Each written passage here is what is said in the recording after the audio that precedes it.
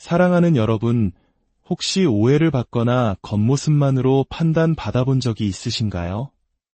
과거의 실수나 현재의 초라한 상황 때문에 스스로의 가치를 의심해 본 적은 없으신지요?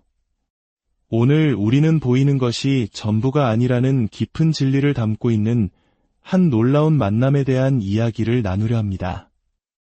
우리가 함께 묵상하는 이 말씀의 은혜가 여러분의 삶에 가득하기를 소망합니다.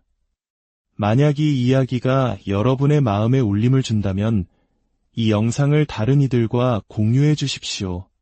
그것은 마치 목마른 이에게 생수 한 잔을 건네는 것과 같은 귀한 나눔이 될 것입니다. 하나님의 크신 축복이 이 말씀을 듣고 나누는 모든 분들의 삶에 함께하기를 기도합니다. 이야기는 지금으로부터 약 2000년 전 예수님께서 제자들과 함께 갈릴리에서 유대로 향하시던 여정에서 시작됩니다. 당시 유대인들은 일반적으로 사마리아 땅을 부정하게 여겨 그곳을 통과하지 않고 멀리 요단강 동편으로 돌아가는 길을 택했습니다. 유대인과 사마리아인 사이에는 수백 년간 이어진 깊은 불신과 적대감이 존재했습니다. 과거 역사 속에서 사마리아인들은 순수한 혈통을 지키지 못했고 예루살렘 성전이 아닌 자신들만의 장소에서 예배를 드렸기 때문입니다. 이는 마치 우리 역사 속에서 서로 다른 이념과 지역 감정으로 인해 깊은 상처를 안고 살아온 모습과도 닮아 있어 그 감정의 골이 얼마나 깊었을지 짐작하게 합니다. 하지만 요한복음 4장은 예수님께서 사마리아를 통과하여야 하겠는지라 라고 기록합니다. 이것은 단순한 지리적 선택이 아니었습니다. 반드시 그곳을 지나가야만 하는 분명한 목적, 만나야만 하는 한 영혼이 있었기 때문입니다. 긴 여행으로 지치신 예수님은 야곱의 우물가에 앉으셨습니다. 그리고 제자들에게는 먹을 것을 구하러 동네로 보내셨습니다. 바로 그때 한 사마리아 여인이 물을 기르러 우물가로 나왔습니다. 이상한 점은 그녀가 가장 뜨거운 정오에 나왔다는 것입니다. 보통 여인들은 시원한 아침이나 저녁에 함께 모여 물을 깃고 담소를 나누곤 했습니다. 그녀가 굳이 이때약볕에 홀로 나온 것은 아마도 다른 사람들의 시선과 손가락질을 피하고 싶었기 때문일 것입니다. 그녀의 삶에는 남들이 알지 못하는 깊은 상처와 비밀이 있었던 것이죠. 그렇게 세상으로부터 자신을 격리시킨 여인에게 유대인 남성이 말을 걸어옵니다. 내게 물 좀 주시오. 여인은 깜짝 놀랐습니다. 경멸과 무시가 당연했던 그녀에게 한 유대인이 먼저 말을 걸어온 것입니다. 그녀는 날카롭게 쏘아붙입니다. 당신은 유대인으로서 어찌하여 사마리아 여자인 나에게 물을 달라 하나이까? 그녀의 목소리에는 오랜 세월 쌓인 상처와 방어적인 태도가 묻어났습니다. 하지만 예수님은 그녀의 가시 돋친 말을 받지 않으셨습니다.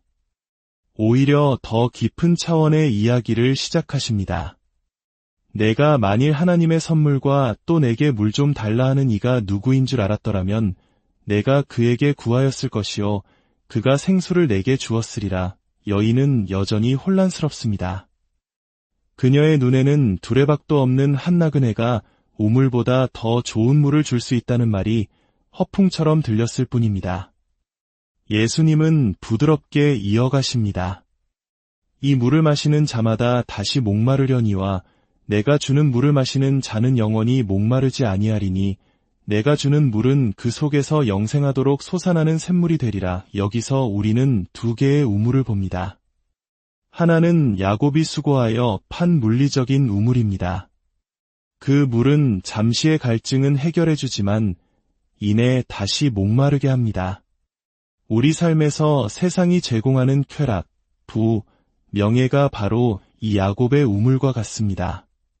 잠시의 만족은 주지만 영원한 갈증을 채워주지는 못합니다. 그러나 지금 그 야곱의 우물가에 또 다른 우물이 앉아 계십니다. 바로 영원한 생명의 샘, 예수 그리스도이십니다. 그분 자신이 바로 생수이시며 그분을 마시는 자는 다시는 영적으로 목마르지 않게 될 것이라 약속하십니다. 이 놀라운 약속에 여인의 마음이 조금씩 열리기 시작합니다. 그녀는 처음에는 비꼬는 투로 말했지만 이제는 그를 선생님이라 부르고 더 나아가 선지자로 인정하게 됩니다. 그리고 마침내 그녀는 자신들이 오랫동안 기다려온 메시아, 즉 그리스도에 대한 희망을 이야기합니다. 메시아 곧 그리스도라 하는 이가 오실 줄을 내가 아노니 그가 오시면 모든 것을 우리에게 알려주시리이다. 바로 그 순간 예수님은 인류 역사상 가장 위대한 선언 중 하나를 하십니다. 내게 말하는 내가 바로 그니라. 바로 그때 음식을 구해온 제자들이 돌아옵니다.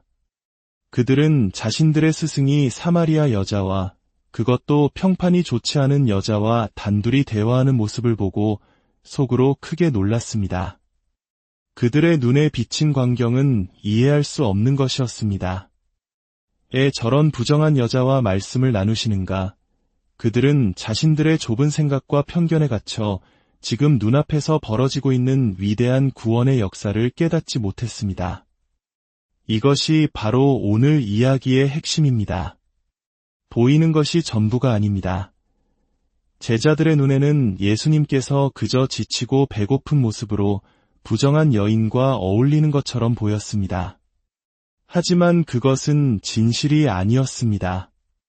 예수님은 육신의 배고픔을 넘어 한 영혼을 구원하는 하나님의 일을 자신의 양식으로 삼고 계셨습니다. 세상의 눈에는 사마리아 여인이 실패한 인생, 손가락질받아 마땅한 죄인으로 보였습니다. 하지만 그것이 전부가 아니었습니다. 예수님의 눈에는 그녀가 단순히 과거에 얽매인 존재가 아니라 온 마을을 구원으로 이끌 위대한 잠재력을 가진 소중한 영혼이었습니다. 그리고 사랑하는 여러분, 지금 여러분의 삶은 어떻습니까? 혹시 실패와 좌절 속에서 남들에게 보잘것없는 인생처럼 보일까 두려우신가요? 기억하십시오. 보이는 것이 전부가 아닙니다.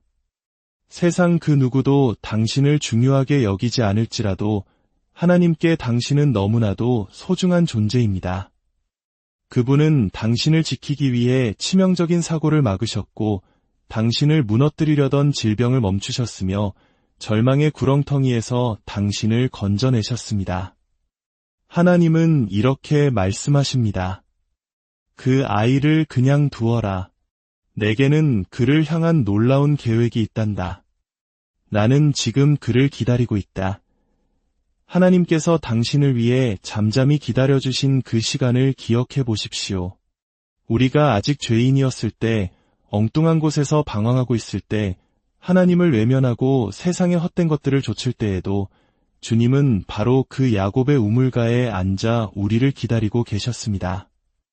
이름도 없이 세상의 편견 속에 숨어 살던 한 여인을 만나기 위해 일부러 사마리아 땅을 통과하시고 떼약볕 아래에서 그녀를 기다려주신 그 사랑을 기억하십시오.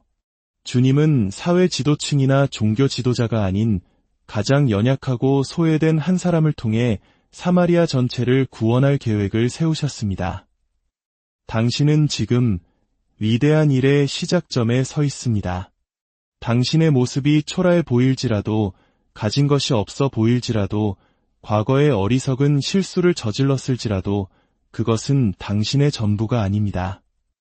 사탄은 당신을 향해 보잘것없는 존재라고 속삭일지 모릅니다. 하지만 담대하게 선포하십시오. 보이는 것이 전부가 아니다.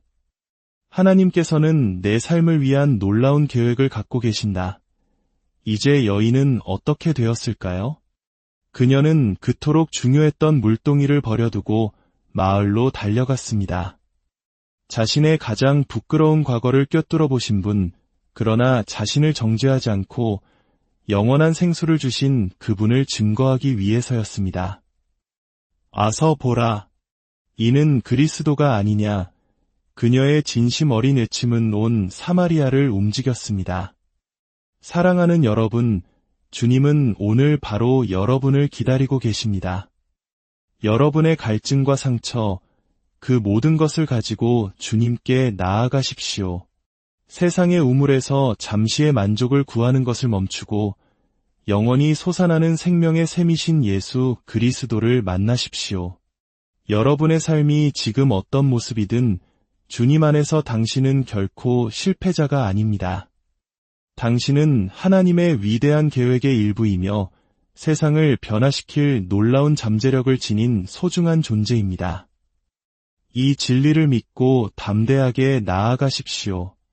주 예수 그리스도의 은혜와 평강이 이 말씀을 듣는 모든 분들의 삶과 가정 위에 충만히 임하시기를 간절히 축원합니다.